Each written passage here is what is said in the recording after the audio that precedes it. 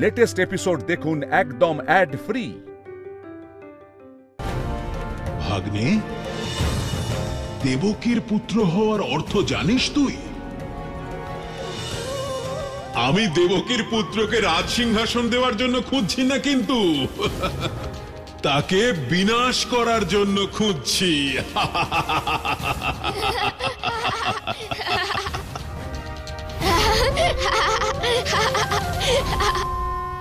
তুই হাসছিস কেন? হাসির কথাই তো মামা। দৈববাণী অনুসারে তোমার হাতে না আমার হাতেই তোমার বিনাশ। কারণ আমি দেবকী মায়ের অষ্টম সন্তান।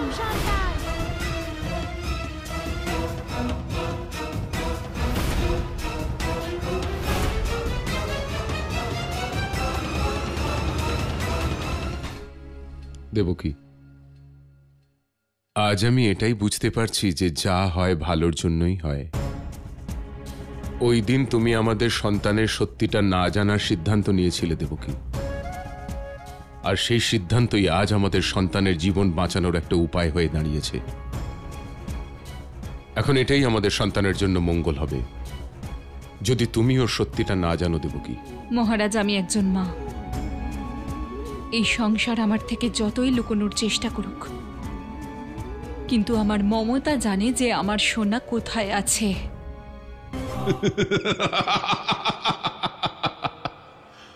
ও চক্রধারী বিষ্ণু, শুনলে তুমি? ও তো নিজেকে দেবকীর অষ্টম পুত্র বলে দাবি করছে।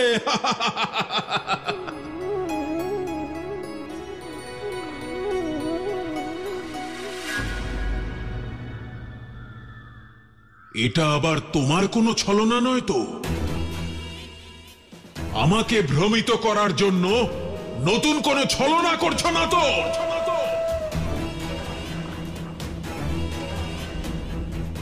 কংস মামা, আমি আর নারায়ণী নই। তোমার অসুরেরাই তো বলে যে আমি দেবকী মায়ের অষ্টম সন্তান। আমার অসুরেরা? হ্যাঁ কংস মামা, তোমারই অসুর, যাদের তুমি গোকুলে পাঠিয়েছিলে দেবকী মায়ের অষ্টম পুত্রকে খোঁজার জন্য। বুঝতে পারলে না? বুঝিয়ে দেব? আসো কংস মামা, আমি তোমাকে বুঝিয়ে দিচ্ছি।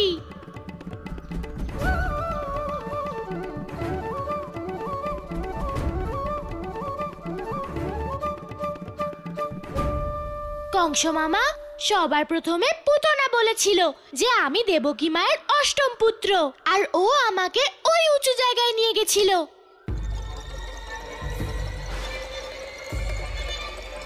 আমি ওকে কত করে বললাম যে আমি দেবকী মায়ের পুত্র নই, কিন্তু আমার কোনো কথাই শুনলো না।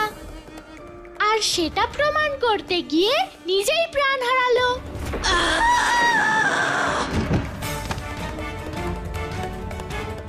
আর কংস মামা, পুতনার পরে তুমি যেসব অসুর পাঠালে, শ্রীধর, উৎকচ, সবাই একই কথা বলছিল যে আমি দেবকী মায়ের অষ্টম পুত্র। তোমায় বুঝি কেউ বলেনি? আমি তো ভুলেই গেছিলাম মামা, তোমার কাছে ফিরে যাওয়ার আগে তো সব অসুরেরা এখানেই প্রাণ হারিয়েছে। তা থই থই কৃষ্ণ কানাই, আমার আগেই মনে হয়েছিল তুই বিশেষ কেউ, কিন্তু এতটা বিশেষ সেটা বুঝতে পারিনি।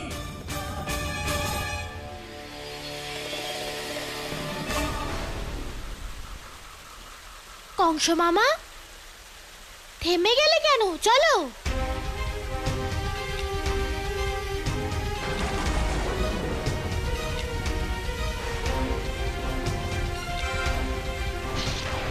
যদি পুতনা, উৎকচ, শ্রীধর আর বকাসুর এটাই বিশ্বাস করে থাকে যে তুই দেবকীর অষ্টম পুত্র, তাহলে সেটা সত্যি হোক বা না হোক, তোর বেঁচে থাকার কোনো অধিকার নেই।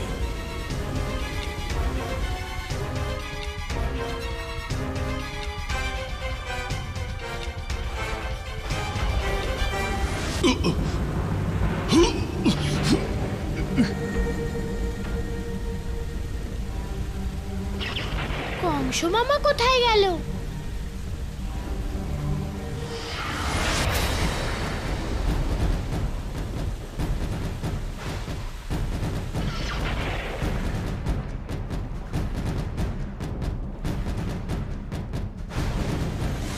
এসব আমার ভ্রম।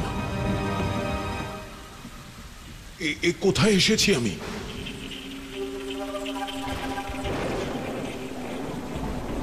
মামা, তুমি গাছে ঝুলছো কেন? তুমি তোমার অন্য অসুরদের মতো। না না, এখন তো তোমার মৃত্যুর সময় হয়নি।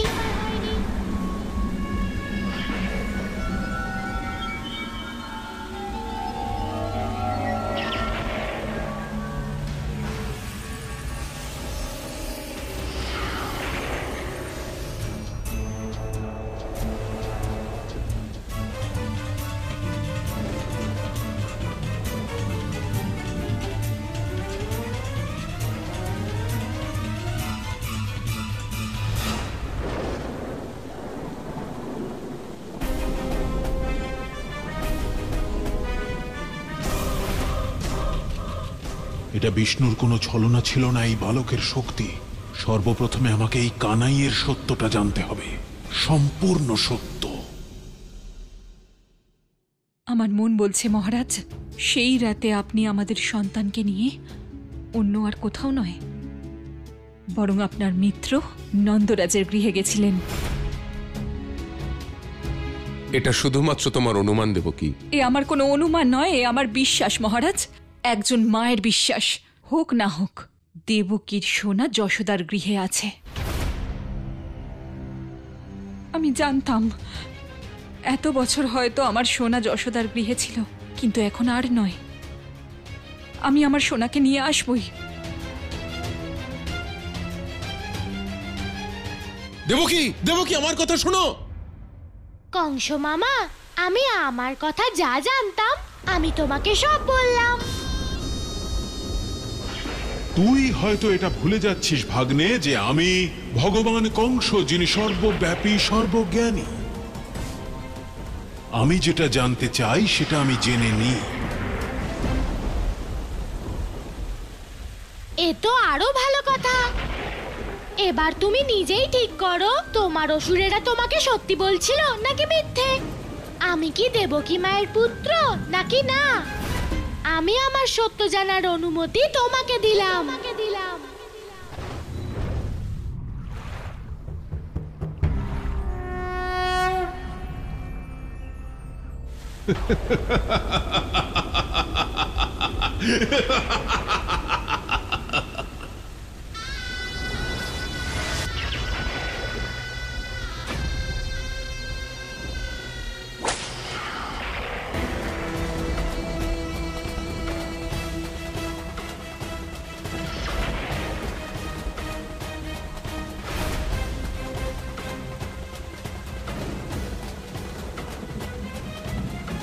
চঞ্চল বালক, তোর যত ছলনা করার ছিল করে নিয়েছিস।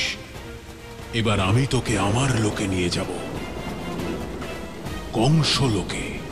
কংসলোক, যেখানে কারোর কোনো ছলনা চলে না, সেখানে কেউ তার সত্যটা আমার থেকে লুকিয়ে রাখতে পারে না, ওই ছলনাকারী বিষ্ণুও না।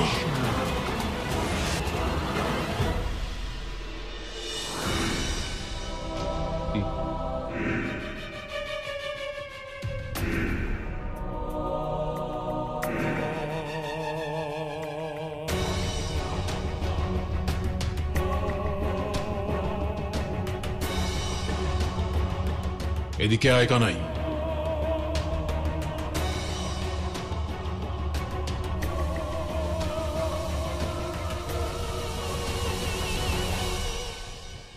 কংস মামা, তুমি কোথায় যাচ্ছ? এখানেই কি তোমার সব অসুরেরা থাকে? কংস মামা, তাহলে তো তুমি একটা বড় ভুল করেছো। এমন যেন না হয় যে তোমার সব অসুরেরা একসাথে প্রাণ হারায়।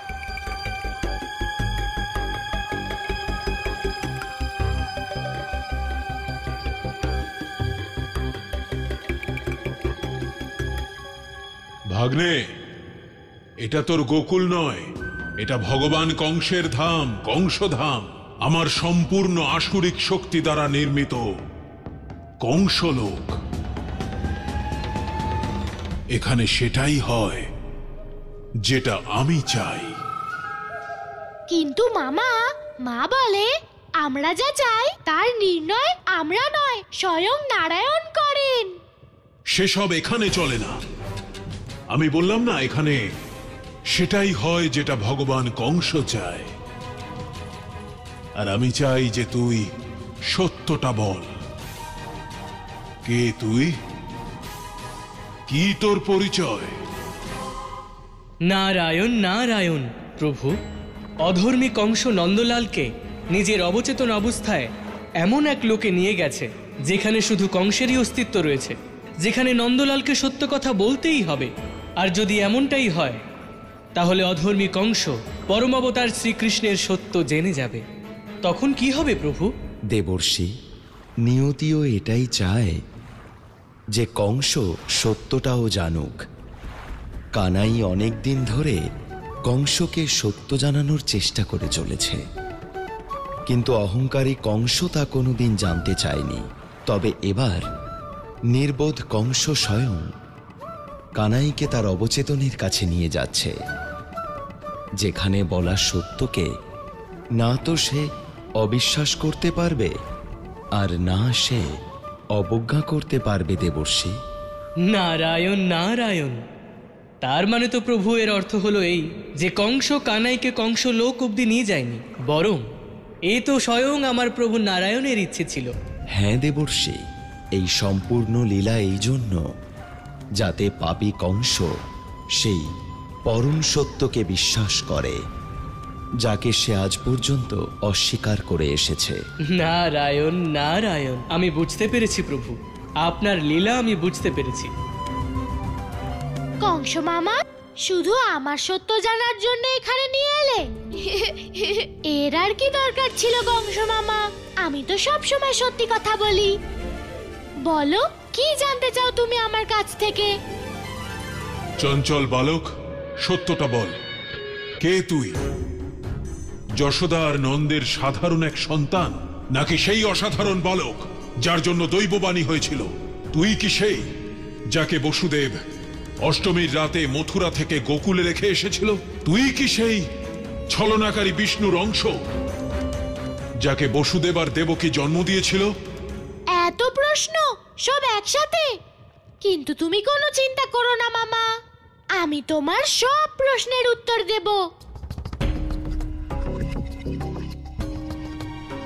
কৃষ্ণ কানাই, আর করতে পারবি না তাতা থই থই। এবার তোকে তোর সত্যিটা বলতেই হবে, কারণ তুই কংস লোকে আছিস, ভগবান কংসের ধামে। বল, কে তুই? কংস মামা, যদি তুমি সত্যি জানতে চাও তাহলে শোনো, তোমার অনুমান সম্পূর্ণ সঠিক। আমি সেই পুত্র যার জন্য দৈববাণী হয়েছিল। আমাকেই মহারাজ বসুদেব মথুরা থেকে গোকুলে নিয়ে এসেছিলেন, আর আমি হলাম মা দেবকীর অষ্টম পুত্র।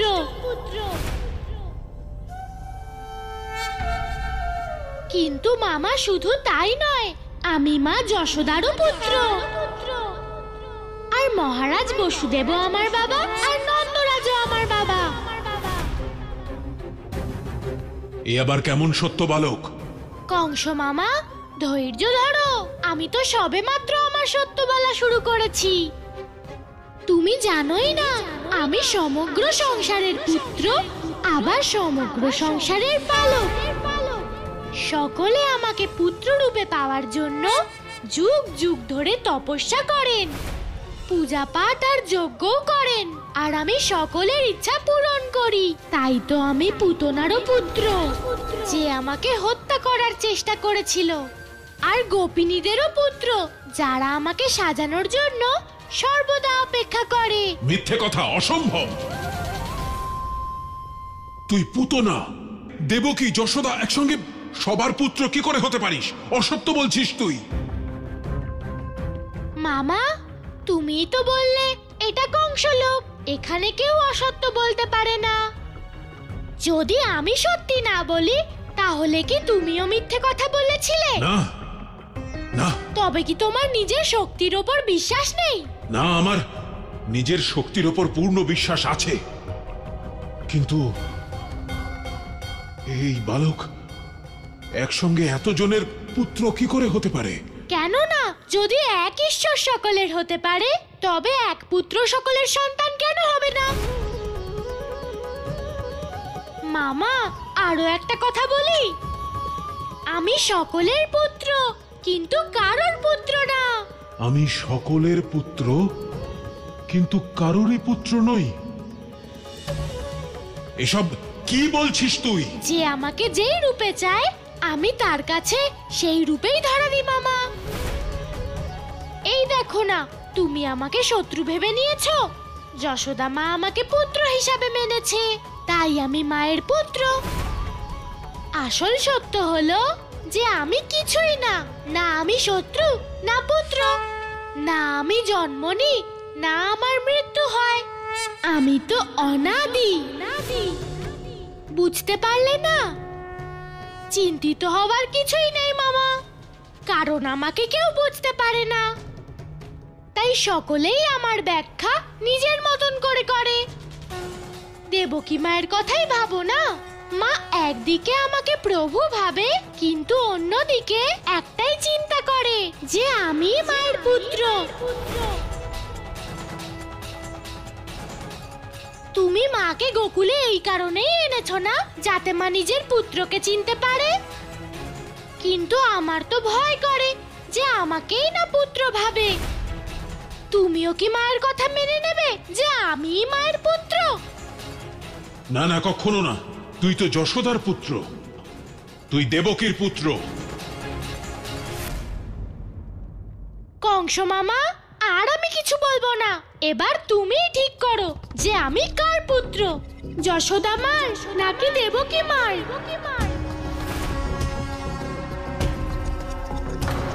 মামা, ও কংস মামা, কি ভাবছো কংস মামা? এমন তো নয় যে তুমি আমার সত্য জেনে ভয় পেয়ে গেলে। মামা, ভয় পেও না, আমাকে মেনেই নাও, তখন দেখবে তোমার মনে কোনো ভয় আর থাকবে না।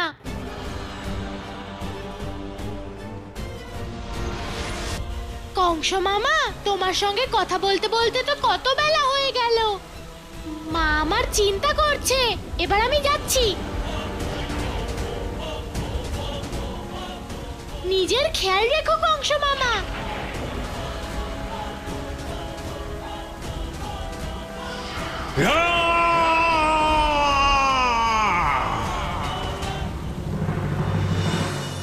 সোনা, সোনা, শুনুন, আপনি আমার সোনাকে দেখেছেন? সোনা, শুনুন, শুনুন, আমার ছেলে আমার সোনাকে দেখেছেন? সোনা, শুনুন, আমার আমার আমার আমার ছেলে সোনা। মা, আমি এখানে। মা, সোনা, সোনা, আমি জানি তুই এখানেই আছিস। আমি আসছি সোনা, আসছি। মহারানী দেবকী নন্দরাজের গৃহের দিকে কেন যাচ্ছেন? নিশ্চয়ই কোনো বিশেষ ব্যাপার রয়েছে। সোনা, কোথায় তুই সোনা? দাঁড়াও দেবকী, তুমি নিজের সোনাকে খুঁজতে নয়, ওকে মৃত্যুর মুখে ঠেলে দিতে যাচ্ছ। এমন অনর্থ করো না দেবকী, দাঁড়াও। মা, মা,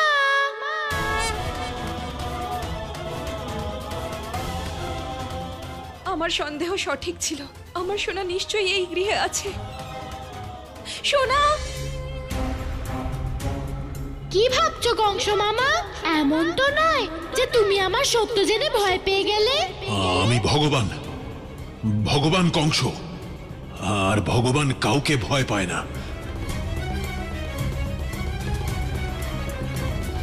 দেবকীর অষ্টম পুত্রই তোমাকে বিনাশ করবে কংস। আমি অজর, অমর, অবিনাশী। আমার মৃত্যু দূতেরই বিনাশ করে ফেলবো আমি। তোমার মৃত্যু নিশ্চিত কংস। তোমায় যে হত্যা করবে সেই সংসারে জন্ম নিয়ে ফেলেছে কংস। এটা সত্য নয়, আমি স্বয়ং কাল, আমাকে কেউ কখনো মারতে পারবে না। তোমায় যে হত্যা করবে সেই সংসারে জন্ম নিয়ে ফেলেছে কংস। দেবকীর অষ্টম পুত্রই তোমাকে বিনাশ করবে কংস। তোমার মৃত্যু নিশ্চিত কংস। মামা এমন তো দেবকীর অষ্টম পুত্রই তোমায় যে হত্যা করবে সেই সংসারে জন্ম নিয়ে ফেলেছে তোমাকে বিনাশ করবে কংস। তোমার মৃত্যু নিশ্চিত তোমাকে বিনাশ করবে কংস। চুপ করো, চুপ করো, চুপ করো। এটা ভগবান কংসের আদেশ।